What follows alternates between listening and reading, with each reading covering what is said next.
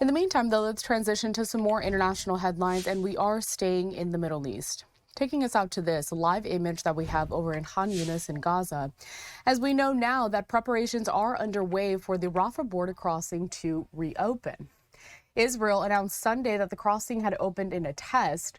Kogat, the Israeli military agency that controls aid to Gaza, said in a statement that the crossing was actively being prepared for fuller operation, adding that residents of Gaza would begin to pass through the crossing once preparations were complete. Now, Palestinian security officers passed through the crossing's Egyptian gate and headed toward the Palestinian gate to join an EU mission that will be supervising exit and entry. That's according to an Egyptian official who spoke to the Associated Press on the condition of anonymity. Ambulances also crossed through the Egyptian gate, again, added by the official. Now, joining us now to discuss this even further is going to be Aaron Gordon. He is a research analyst with the Foundation for the Defense of Democracies. Aaron, good to have you. Hey, thanks so much for having me on, Carell. Of course. All right, let's start with the basics of what we know so far. So preparations are underway. Where are we exactly when it comes to finally seeing crossings go back and forth? Yeah, so first of all, it's positive steps for the ceasefire in Gaza. This, I think every party involved can agree on, is the real beginning of phase 2 of the ceasefire now that all the hostages are back in Israel. What we're seeing now is preparations for the entry of, I think, what Prime Minister Benjamin Netanyahu has said will initially be about 50 people in both directions per day in this sort of trial phase. But there are some things surrounding the opening that feel a bit like they were decided in haste. Hamas has historically used the crossing to rearm and smuggle weapons in from the Sinai. Now, whether or not that will happen again, I think that's on Israel's mind as well, because initially it looks like it will just be pedestrian traffic crossing in and out of Rafah. But that's something to look ahead to should there eventually be aid shipments that are allowed in. At the moment, those aid shipments are being funneled through the Kerem Shalom crossing, which Israel has a bit more control of. But going forward, that's something I would look at. In the meantime, it is positive steps. Palestinians will be able to get well-needed medical attention outside of Gaza. And those who were displaced by the fighting in Gaza sparked by Hamas on October 7th, 2023, will be able to return through Rafa as well. I want to talk a little bit more about who is actually going to be crossing this border here in the Rafah border crossing. Now, Aaron, who decides which people are prioritized to cross first? So if you're talking about entering into Gaza from Egypt, my understanding is that Egyptian authorities are initially vetting that list to ensure that there are no terrorists that end up crossing through the border. At that point, that list is then sent to Israel to do the same sort of vetting process. So there's this sort of bilateral agreement on who gets to come back in to ensure that security needs are met. As far as who goes out, I think it's the same sort of thing. What I did see from Israeli reports today is that Israel really wants to make sure that the top leaders of Hamas, or Islamic Jihad, or any of these aligned terror groups do not make it out of Gaza, because Israel wants to hold them responsible for the atrocities of October 7, 2023. Now, how that exactly will play out is to be determined, and I think we'll see more in the coming days after this trial phase. But Israel wants to make sure that terrorists are not encroaching upon the border, but that Palestinians that need medical attention and want to return to their homes in Gaza are being allowed to do so. So there's this trial phase will really tell us a lot. It's kind of unclear right now. I think everything opens up tomorrow officially, but that's to be determined. We talked a little bit at the top of this conversation that officials with the EU, also Egyptian officials, are there along with Israeli officials monitoring all of the operations at this crossing. Are there any security risks that they are concerned about and they're monitoring at this time? Yeah, I'm sure, especially considering that when Israel took over the crossing in May 2024 as part of its offensive in Rafah, part of the reason it did so was not only to monitor the weapons smuggling that was going on at the crossing, but all along that Philadelphia corridor, which is that border between Egypt and Gaza. So I'm sure that Israel and Egyptian officials and the EU, it's called the European Union Border Assistance Committee, or monitoring committee, something like that. So it's a EU bomb is their acronym. But I'm sure they're looking out for security risks. That I'm sure that's something that Israel was concerned with the reopening and the sort of transition into phase two of the ceasefire. But with this trial period and only allowing foot traffic at the moment, you're avoiding the risk of heavy weapons smuggling in aid trucks, which is something we saw in the past. And there are currently Israeli and Egyptian talks, according to Israeli reports, on how best to avoid that in the future once or should aid eventually be allowed to flow through the crossing as well.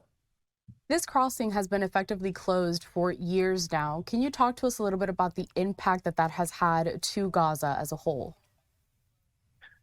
Yeah, sure. So it was a crossing that was facilitating humanitarian aid into Gaza, but at the same time, it was also allowing Hamas to continue its war effort in Gaza and fight the IDF through these smuggling operations. So the IDF deemed it necessary in May 2024 to take over the crossing in order to kind of stymie that flow of weapons smuggling and pinch off Hamas's war effort. But for sure, there is at the same time a humanitarian cost to that. What Israel has been trying to do is offset that through the Kerem Shalom crossing, through Ashdod, through the ports in Israel, through Gaza's northern border. But it should be said that, should full aid be resumed through Rafa, Hamas will use the crossing once again to try to rearm because the group isn't rearmed or isn't disarmed. And that's another key point in phase two of the ceasefire is this sort of disarmament process with Hamas. And that's something to look out for as well because the group has not committed to disarmament. No matter what officials are saying, no matter the optimism that that deal should go forward and that the group will disarm, they haven't committed as of yet. And should full aid flow through the Rafah border crossing, the group will look to take advantage of that in order to rearm in Gaza. So, Aaron, several experts that I have talked to have said that this disarmament of Hamas is probably the most challenging step when it comes to the second phase. And when we talk about aid starting to flow into Gaza, what kind of mechanisms have been put in place to make sure that it does get to the Palestinians in need? What has been learned throughout the last several years to make sure that the mistakes made before, or just to make sure that Hamas or any of these organizations don't get their hand on that aid?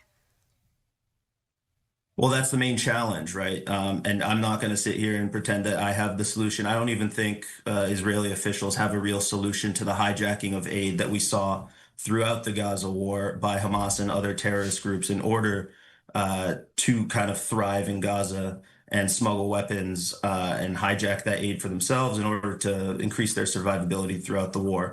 However, Israel is going to want to inspect these trucks should they eventually be flowing through the Rafah border crossing, just as they're inspecting the trucks that are flowing through the Kerem Shalom crossing and the port of Ashdod to ensure that there are not just weapons on board, but dual use products that Israel has deemed Hamas to take advantage of. For example, metal piping. The group has literally taken metal piping off aid trucks to make small rockets. They've dug up the same sort of piping when Israel sort of caught on to this tactic. They've literally dug up Gaza's water piping in order to make rockets. So that's something else to look out for, or these sort of dual use products that terrorist organizations take advantage of as well. So, but these truck inspections that the IDF will eventually probably do also at Rafah do help sort of prevent those dual use objects along with weapons from being smuggled into terrorist arms.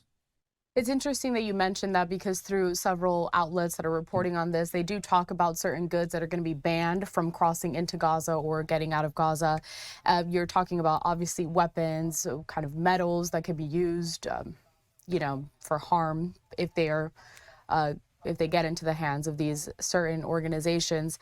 Is there any kind of good that, besides those two that we had mentioned, is also going to be banned? And if they are banned, does that ultimately hurt this operation going forward, again, in terms of getting that much needed aid to the Palestinians? Well, I think certain type of fertilizers, things that can be used to craft explosives, that sort of thing, will also be banned. But at the same time, there are always alternatives to this sort of thing. It's not these aid organizations' first rodeo, and there are always alternatives to ensure that people who need aid will receive it. But at the same time, Hamas isn't going to hijack that aid and then use some of these items like metals, like fertilizers, to sort of bolster its war efforts. Because again, amidst all this positivity as we move through to phase 2 of the ceasefire, we're looking at a situation that's very uncertain. The group has not pledged to disarm. None of its aligned terrorist groups in Gaza have pledged to disarm. So we're looking at, yes, optimism surrounding the opening of this border, but also a lot of uncertainty going forward with the disarmament of Hamas. Will the war restart in maybe a matter of months? Should Hamas feel like this ceasefire is allowing them to sort of reconstitute their strength? Optimism and uncertainty is a common theme that we have seen over the last several years, especially when we talk about these certain moves, for example, opening up the border crossing again. It's something that we've seen before. And kind of going off that tangent, Aaron, how does this time compare to the past periods when crossings have been closed and reopened again? Yeah, well, Rafa specifically was briefly opened in, I think, January 2025 for the brief exit of some Palestinians who needed medical attention. But this is a consistent theme that we've seen throughout the war is opening and closing of the crossings in order to prevent Hamas from smuggling weapons, from hijacking aid when Israel's deemed it necessary.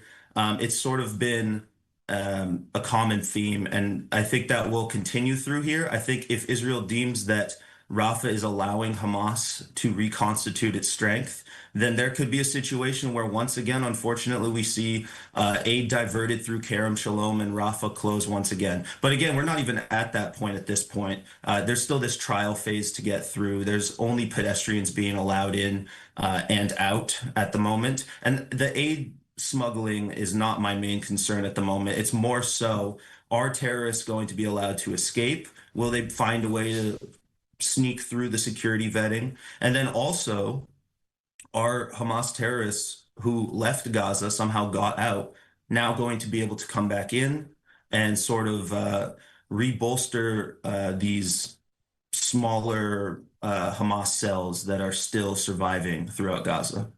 A lot of questions still left to be answered. Aaron Gordon, a research analyst with the Foundation for the Defense of Democracies. We appreciate your time here at LiveNOW from Fox as always.